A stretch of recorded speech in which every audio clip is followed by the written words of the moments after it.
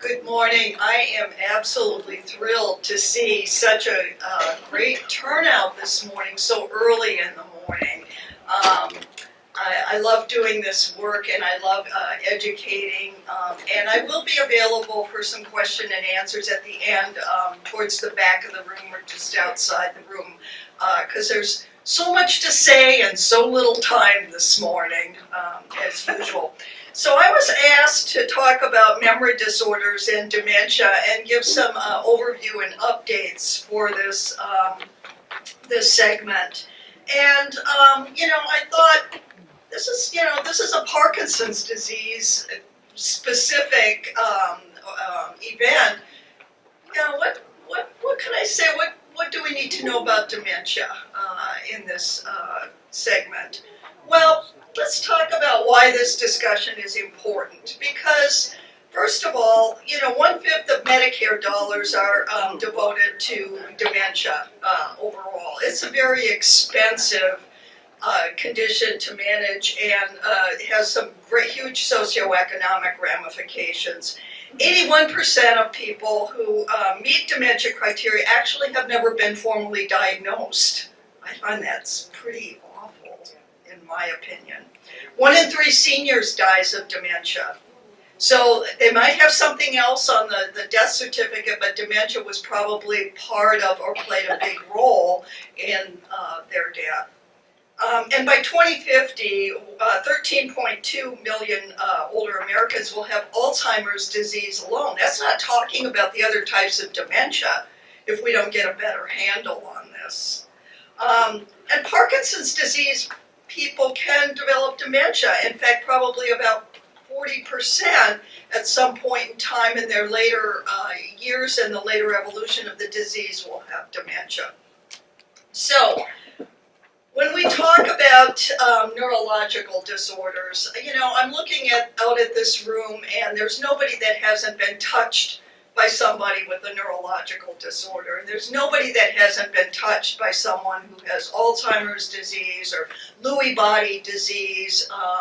It's so common, and it takes a village. I always stress this to my patients because there's nothing in neurology, I believe, that's about one person alone. It's about families, it's about groups. So when I'm seeing someone sitting in front of me and we're talking about their diagnosis or their management of their diagnosis, I'm as interested in their care team with them as I am in the individual that's sitting in front of me. Because if we don't take care of the care team also, we're not going to have a good journey through managing these conditions. And it takes teams of people. And you can see that today from this Expo, how much teamwork is involved in managing these conditions. So when we think about memory disorders, I tell people we have 2 ways that we're going to think about them. We want to know how severe is the disorder. So if something's off the grid a little bit and different from where someone should be for their chronological age, where are we at in the pathway? And we want to know what is the likely disease pathology, what's the cause of it, because at this point in time we don't have good answers to go after the targets of these conditions. But at some point in time, and it's looking good for the near, not too distant future for Alzheimer's disease, we want to make sure that we identify people early to get the treatment that will either stabilize the disease or maybe even perhaps prevent it. So I want to talk starting with normal brain aging, because I hate to tell you this, but as we're sitting here, our brains are shrinking. So, and mine is shrinking as I'm talking to you. It's inevitable. It's part of the processes of life. So when we talk about the brain, we have a couple of places when we're talking about memory disorders that we're particularly concerned about. The part that allows us, that prefrontal cortex is the part that allows us to think, to make good decisions, to back our car up without running over something else, that visual spatial aspect.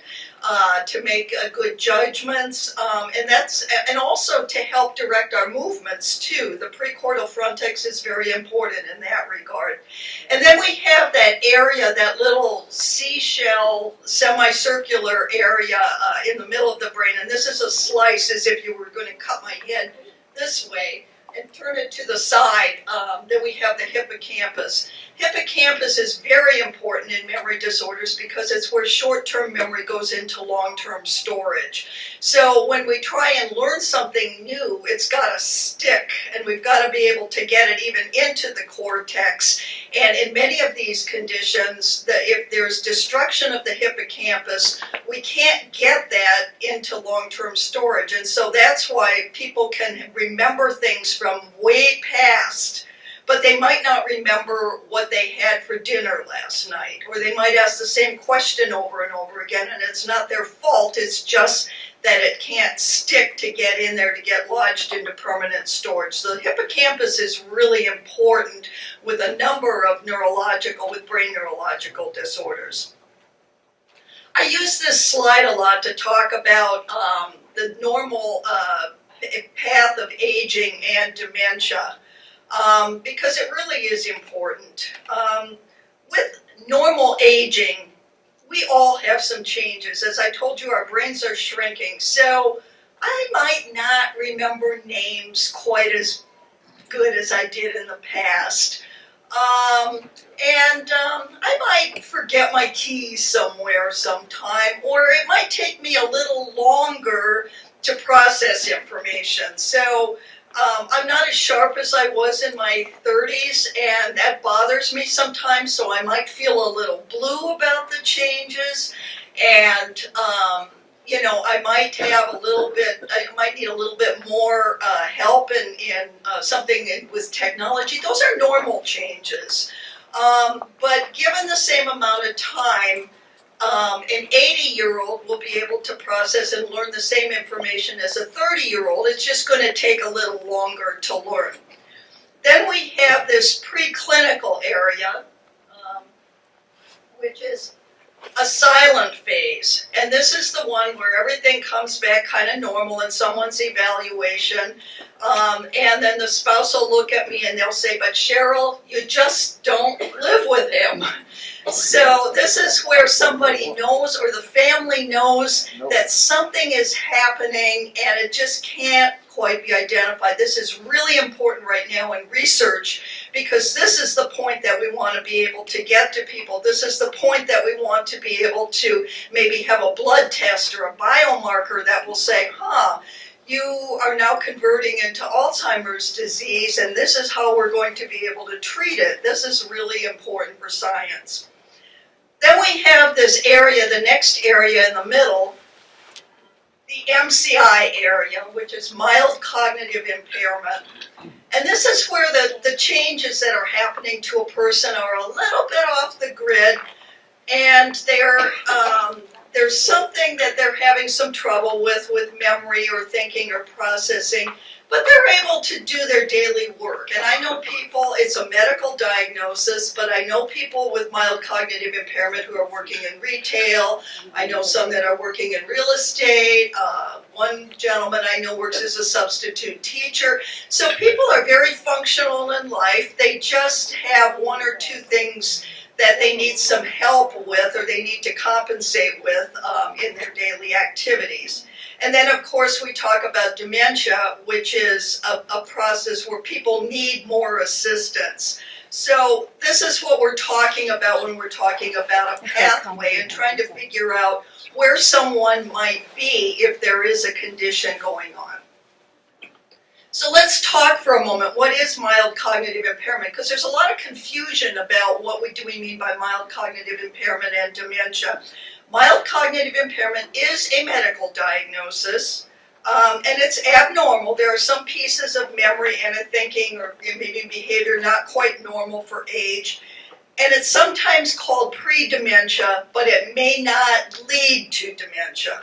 So that's a really important time for some lifestyle management, and I'm going to talk about that a little bit later in this presentation. So when we talk about dementia, so going back to this slide, what do we mean on that very far right? What does the word dementia mean? And it means that the cognitive impairment is significant enough to interfere with daily activity. So somebody might need some help with medications because they're forgetful.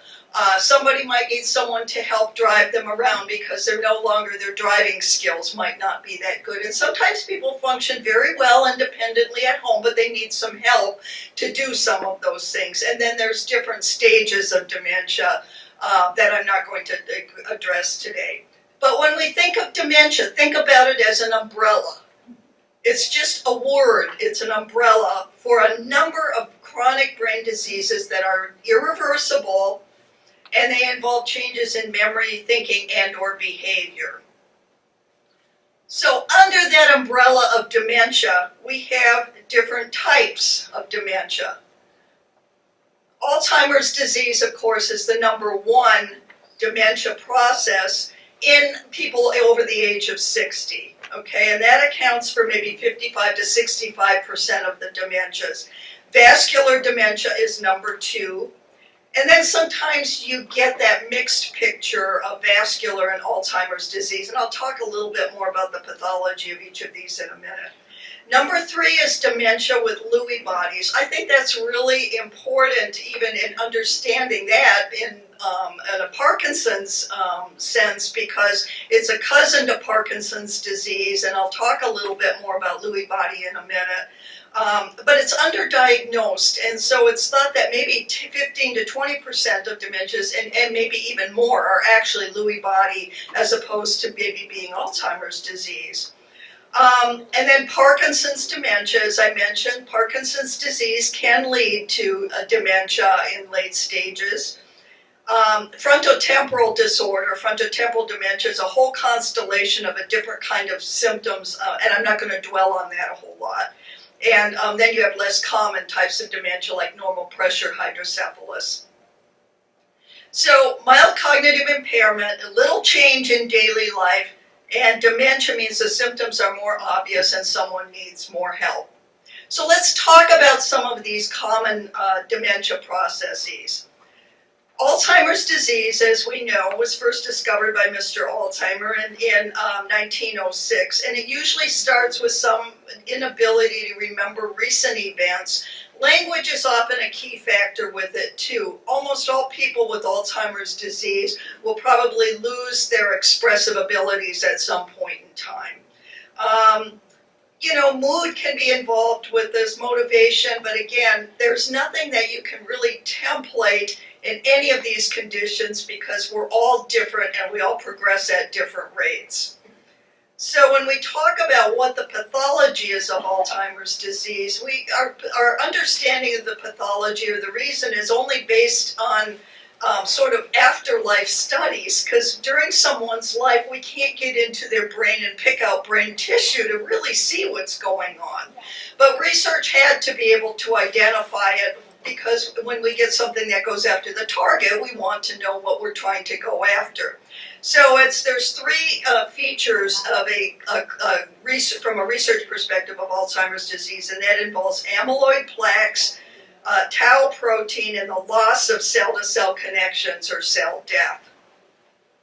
So when we talk about amyloid plaques, we're talking about sticky proteins that build up in the brain outside the cells, and they're good proteins gone bad. For some reason, the brain can't get rid of them. So when we talk about the tau tangles in Alzheimer's disease, these are intracellular, inside the neuron cell, that enable cell-to-cell connection, and something happens to them to kind of mess with the normal organization of that messaging system, and they kind of get spit out and also cause some clumps or tangles that destroy brain tissue cells. So, the issue is, for science and for research, and the mystery of all of these is what tips someone into a dementia type of process.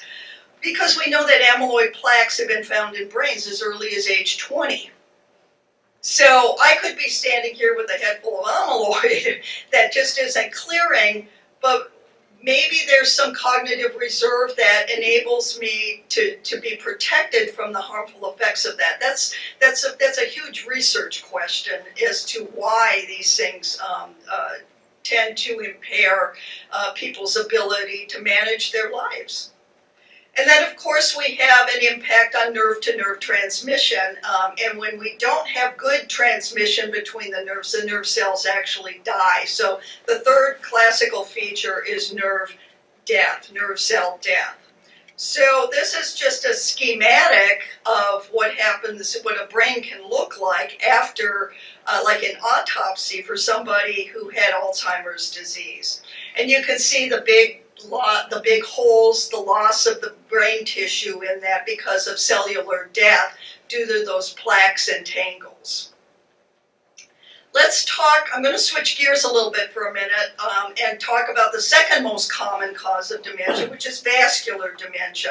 And sometimes this is really hard to distinguish from Alzheimer's disease because it can look like it, but it might not have as much memory impairment. The person might not have as much memory impairment, but maybe there's more behavior or moods or withdrawing from things that someone really liked to do in the past. Movement disorders can be a little bit more prevalent sometimes with the vascular dementia process. More trouble with spatial and executive functioning abilities, and remember those are really important that allow us to drive and to see ourselves in relationship to other people. And the pattern of decline can be more stepwise and episodic as opposed to Alzheimer's disease, which might be a little bit more straightforward and gradual. The key with vascular dementia is risk factors are huge for it. Heart disease, diabetes has been called the third dementia. Hypertension, especially uncontrolled high blood pressure in midlife. Obesity, smoking, age, male sex for vascular, actually more of the female sex for Alzheimer's disease. And no one quite knows why. I've heard a few theories from people that have been in the audience, but my husband pushed me into it type of thing, but those are not proven. And possibly high homocysteine levels. So this is what a brain looks like if there's a vascular cognitive impairment process. And this is what people will come to me and say, I have white matter on my brain. And it's like, well, yeah, those white spots, we all get some of those with aging. But sometimes people have more than they should have. And it's just the capillaries to the nerves got shut down for some reason. Scar tissue forms in the brain. Destroys neurons, and those white spots are evidence of some pieces of destruction in the brain. We've called it sometimes arthritis of the brain or rust spots of the brain, and sometimes it can be a little bit more than one should have for their age. So that's what we mean by white spots. I'm going to talk real briefly about the third most common process of dementia, and that's Lewy body disease. Very similar, it's the cousin to Parkinson's. Lewy bodies actually deplete the neurotransmitter dopamine. So what does that sound like to you? The issue between Lewy body and Parkinson's is that in Lewy body disease, the behavior, mood, thinking disorder comes first, and then the movement piece might come later. The hard part about Lewy body disease is even neurologists don't agree on where it should be. Is it a subset of a movement disorder such as Parkinson's disease?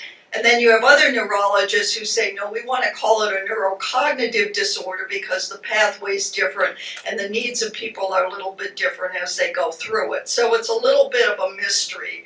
It has pretty much the same pathology process in Lewy body. It's thought that maybe those Lewy body deposits, the alpha-synuclein deposits, might be a little bit more diffuse than in the idiopathic Parkinson's picture. It's progressive, often under-recognized, and again, like I said, it's similar to Parkinson's, but the memory decline precedes the movement disorder. And if you were looked on a slide, this might be what Lewy bodies look like in brain tissue. I'm going to just fast forward a little bit because I don't want to run out of time, but Lewy body disease characteristics are sometimes similar to Parkinson's, but what comes first is maybe some staring spells. Visual hallucinations are really important early in the stage of Lewy body disease, and this is because the brain plays tricks on where the perceptual cortex is in the brain, and so people can sometimes see things like little animals or people that may not be there. And that's always a really important question for me, where I'm trying to figure out, is this something that someone might have? And it's not the person's fault, and it's not like the hallucinations of psychiatry. It's just the brain's playing tricks with these visual pieces. And then some of the other features are very similar to Parkinson's disease, and I'm just going to quickly summarize those. Some of the movement, maybe a tremor, maybe not, maybe some easier falls, maybe some constipation, loss of smell. So memory issues kind of come earlier in Alzheimer's disease. Movement issues might come earlier in Lewy body, and sleep disorder is another huge one where people act out their dreams and maybe have had a lifelong history of that. I'm not going to talk a lot about frontotemporal disorder unless someone has some questions about it a little bit later. But I think the key here is, what can I do to stabilize or prevent? Because there's no known cure for memory disorders, and there's no known cure for Parkinson's disease. I think we're at the cutting edge of some things, but even when we do get a cure, lifestyle changes are going to really be very, very important. And we know now by research that there are interventions you can do to keep things in check, even small lifestyle changes. So the Lancet Commission on Dementia Prevention and Intervention in 2017 thought that maybe we could delay or prevent a third of the cases of dementia just with some lifestyle changes. So what lifestyle factors did they find that would make a difference? 9 important ones. Education, getting control of midlife hypertension, managing midlife obesity, hearing loss. Hearing is really important for brain health, because otherwise the brain gets very lazy, focuses on the hearing, and it doesn't get exercised the way it should. And the hearing center is actually rather close to the memory center also in brain structure. Late life depression, really, really important. Those moods are really important. That happiness factor is important in brain health. Diabetes, physical inactivity, not smoking, and staying connected with other people. These are really, really some key factors. I'm not going to go into all the different studies, but other risk factors: traumatic brain injury, a history of depression, poor sleep or untreated sleep apnea, and caregiving to family members with dementia. That is a factor. Sometimes caregivers succumb to illness faster than they would not being in that situation. So some take-home points. Stop smoking if you're smoking. I had a guy that came up to me last week at a presentation, goes, "I gotta tell you, I'm smoking 2 cigars a day. What do you think I should do?" And it's like, well, my job is to give you the information as much as possible, and your job is to make informed decisions. So that's your answer. Physical activity, even mild activity, is linked to a decreased risk of memory decline. So just going out for a good, healthy walk, like 3 or 4 days a week, even for 10-minute increments, has been shown to even stabilize. If someone has a diagnosis, they can kind of keep it stable by getting more physical activity. And diet. Diet is another huge piece of it, particularly the Mediterranean DASH diet. So a rainbow diet is really important. And I'm not talking about a rainbow of different kinds of Dunkin' Donuts frostings. You want the rainbow diet of naturally occurring unprocessed foods. Your broccoli, eat your carrots, eat your lentils. Don't overdo the red meat, stay with the healthy fish, and, as colorful a plate as you can make it with less processed foods. That's your answer. You don't have to think about even things like a diet.